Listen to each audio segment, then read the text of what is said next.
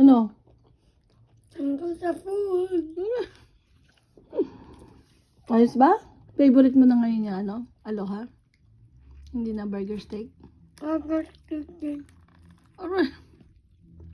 Oh my God. Aroy. Kaya mo ubusin yan?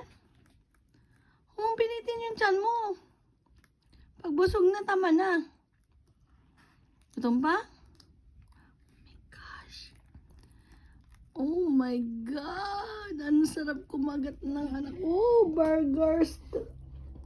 Aloha burger! Uy! Uyain mo naman.